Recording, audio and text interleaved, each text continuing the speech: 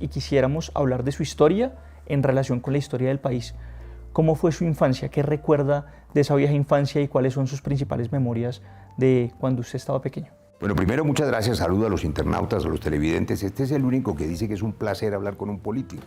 Debe ser un placer hablar con un artista, con un actor de televisión, con Lucho Díaz en el Liverpool.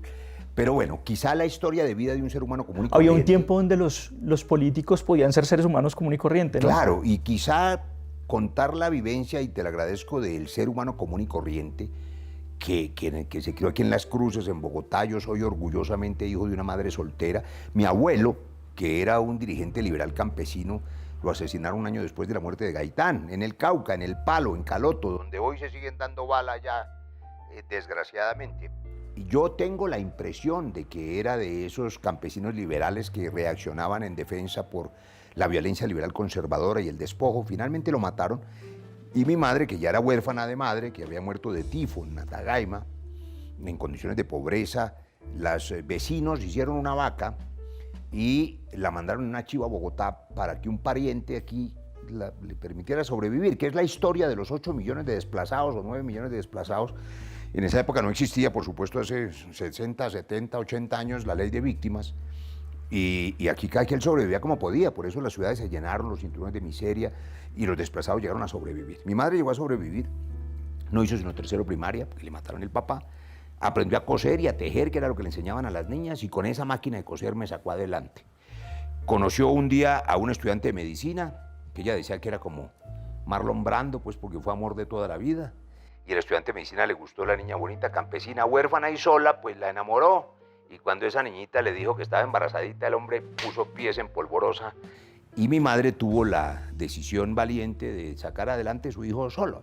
Pero me hizo un regalo enorme, y es que jamás me contó esta historia, yo la conocí después. A mí me contó un cuento de hadas diciéndome, cuando yo preguntaba, ¿y dónde está mi papá? ¿Quién es? Que no lo conozco.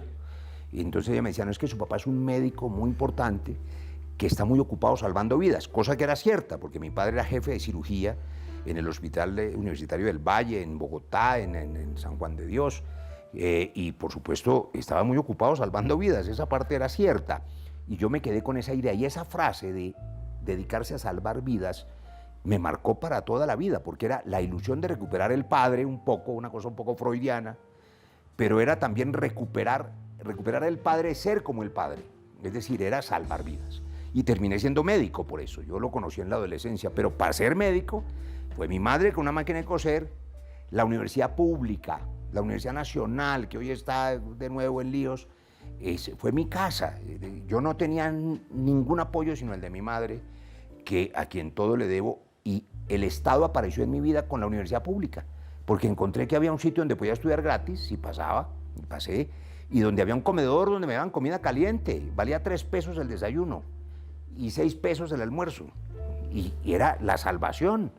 Entonces, yo le debo mi educación a la universidad pública, ahí hice medicina, me hice médico al hospital público. Celebro mucho que el presidente Petro, desde su alcaldía y ahora, ha tenido la firme intención de rescatar el hospital que nosotros llamábamos La Ortúa, el hospital que fue mi casa, donde aprendí a trabajar con la gente más pobre, con la gente que llegaba a los servicios de urgencias, el Instituto Materno Infantil, el Hospital de la Misericordia.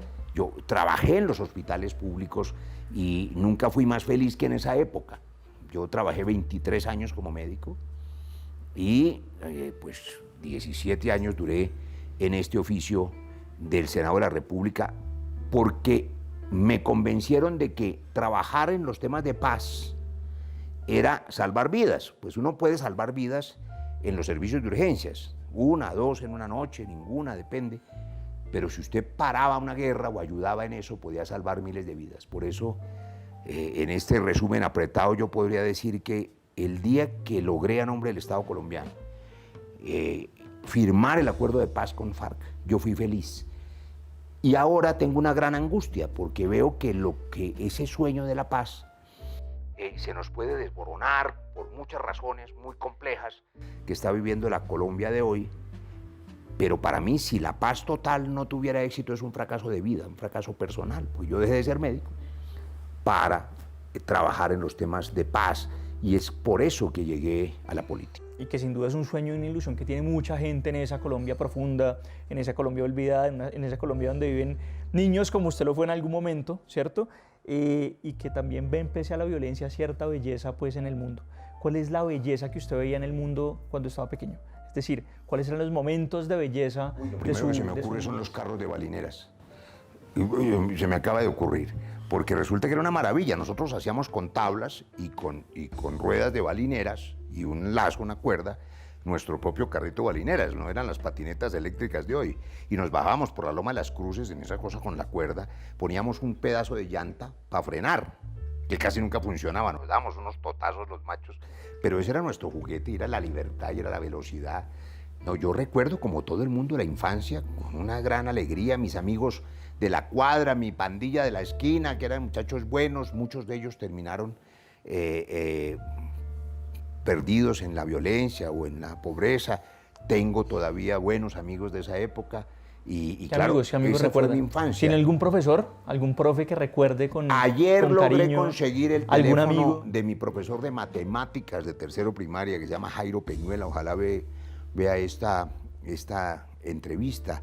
Y compañeros, claro, ahora con el COVID yo logré trabajar, era mensajero en el Congreso, logré que se viniera a trabajar conmigo Gustavito Lancheros, que era mi compañero en la esquina, mi compañero de jugar fútbol, de jugar canicas, y se lo llevó el COVID, pero claro, todavía tengo buenas relaciones que me recuerdan una cosa: de dónde venimos los colombianos, de esos ciclos de violencia, del desplazamiento, de sobrevivir, de la pobreza, de salir adelante con esfuerzo, y si de algo sirve el testimonio, que no es mío, sino que se lo agradezco a mi madre, y no pido excusas por mencionarla tanto, porque para mí fue ella todo, como tantos hijos de madre soltera, pero ella me decía: hijo, estudiar es la clave.